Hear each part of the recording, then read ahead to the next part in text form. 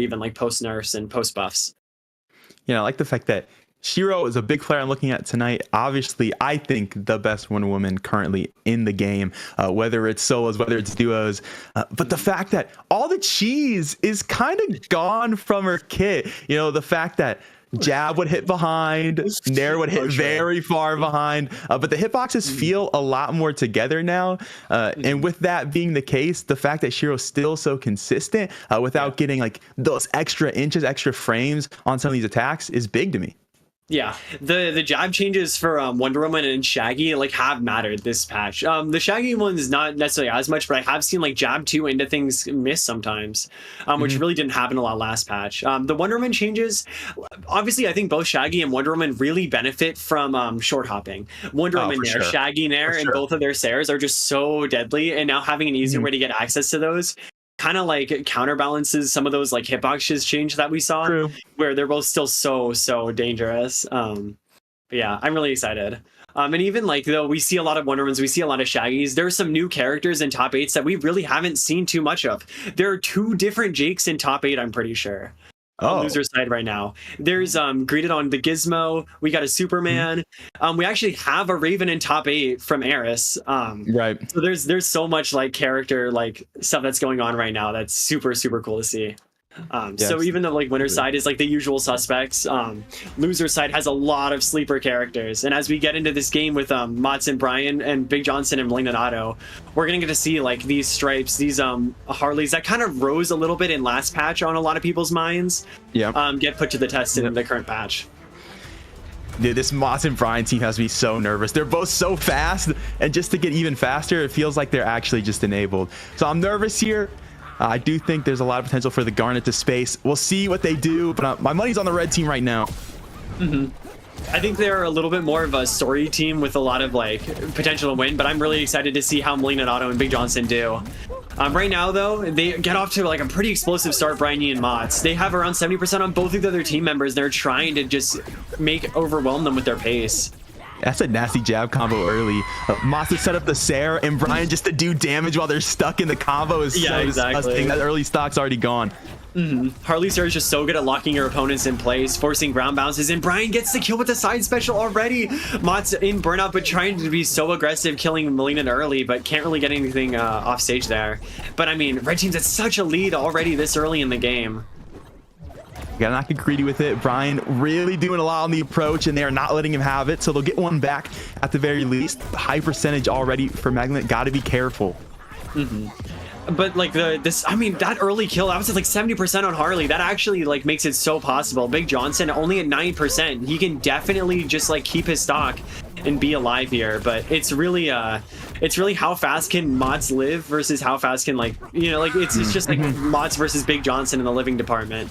Bladen already losing his second stock. Oh man. Only a minute and a half into the game. She's just so big, just stuck getting jabbed. And the Garnet already off stage. You see him locking in onto the dare from Brian enough to do it. Y'all, I told you the brackets move fast. This game done in about a minute and a half. Yeah, that's crazy. Just such a fast pace from the first game. The side special from BigJhonson hitting Motz, but Brian capitalizing off that hit pause and making sure he can secure that kill on his teammate. Really well done from the red team. Like you were talking about, they kind of locked him in place and were just able to get so much damage early on. Normally that's kind of a function of like a Stripe Garnet comp where like Stripe, if he locks you in place or if Garnet locks you in place, either one of them can do so much damage. But we see that red team also really has that explosive damage increase potential. Well, they're both such fast characters as well. It's kind of hard to get the lock in the first place.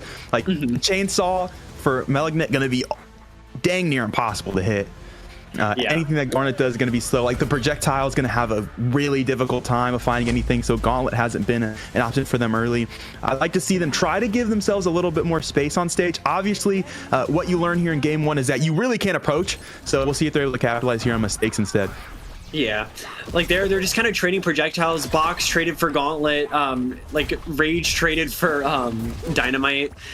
Chainsaw landed there, trying to get any openings, but I mean, it's just kind of neutral happening right now. But BrianYi manages to get a downer at 30% on BigJhonson, and he dies so early. That's insane.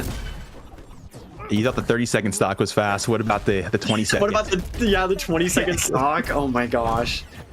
I think Malignant is just kind of losing stocks really fast. I think in order to win this set, they're going to have to make sure that he can live a little bit longer in some of these fights. Okay, awkward neutral.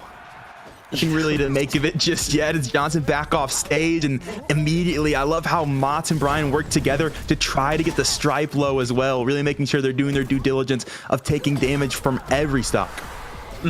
Really good stripe and garnet kill. I mean, that was great from them, using both their kind of setup tools to engage with them, killing them both from afar, which is nice because you don't really want to be approaching these characters as Garnet and Stripe. You just kind of get out neutraled a lot of the time. Right here you see Motz doing, or BrianYi doing so much. He just double nair into Sarah into side special to get the kill at like 20%. I have never seen that before. That was amazing. Oh man. That was so sick. Yeah, they're locked. Even though it's a Shaggy kill at like 10%, that was so cool. Oh, they're locked in. Very honest, you know, very good gameplay. You know, one more game for the blue team to try to start to put the pieces together. Line, you know, I'm not trying to be a hater. It's not looking good. I think it's possible. I think that if blue team tightens up their offense a little bit and MalignantAuto just doesn't really die as early this game, I think it's so possible. Because first game was like relatively close, right? Second game not so much. Yeah. But it's definitely possible. Like there were times in the last two games where they just kind of miss like their team combos, and if they do what they're doing now, where they kind of just overwhelm their opponents and don't really miss these follow-ups, it's definitely a recipe where you can make these comebacks and you can potentially reverse 3-0 Brian and Motz. But it's gonna be so hard. But wow, MalignantAuto, great offense, securing those 2 kills in the start. I mean, this is the start. This is how you want to make that comeback. You need the lead early. You cannot be playing from behind against this comp. They have this lead, but it's only so far. It has me nervous still. Pretty high percentages on both ends of things. Motz with the back, going to get that one back. Isn't quite able to find the confetti from below, but BrianYi to convert instead. And suddenly this game inching back to even. Yeah. I don't really know how I feel about Brian getting the full stage rage kick, but I mean, if you hit it, it works, right? And already Motz in burnout, but BrianYi is kind of the one they have to kill. Malignant really has to be focusing on living here. If I'm him, I'm just kind of sitting back. I'm trying to let BigJhonson just try and 1v2 and just like live as long as I can.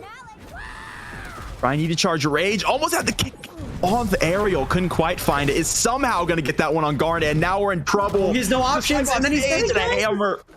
No options, and a big hammer coming his way. That'll nail down what is winner's semis. It's a trip forward. That might have been one of the fastest sets I think I've ever seen. That was utter dominance on the side of Motz and BrianYi.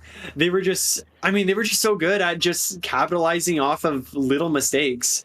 Right, like game 2 we saw with that like nair Sarah side special train, like he was just out of dodges and BrianYi realized it and capitalized off it and killed him for it. And then that game, like they had like a 2-stock advantage and they just gave it up. They just kept on approaching, and against this comp you just have to be more patient. You can't be getting caught out by like these rage side specials. Yeah, like the fact that they link together for blue side, they play pretty clean, and it leads to that advantage, as you mentioned. But it feels like once they get that advantage, they start feeling some momentum back in their way, and we lose that spacing. So yeah, patience is key here, which is really funny to say in a meta that's looking faster and faster, is that patience really does pay off. When the game is so fast paced, if your opponents are like kind of pulled into the tempo and they start approaching too much, in this meta, you can really punish them for that. Yeah. A lot, like especially characters like Shaggy, funnily enough, Wonder Woman, like characters with super strong like grounded options are really good at punishing a lot of these aggressive aerial like plays. So if you can kind of up the tempo, artificially like increase the pace, and then you can like pull back a little bit, it can be so good at just like creating openings for you to punish. And we kind of saw that from BrianYi and Motz, where like they kind of pulled the other team into their like play style, into like this really scrappy gameplay that Harley and Shaggy are both really good at winning, and then just punished them for it.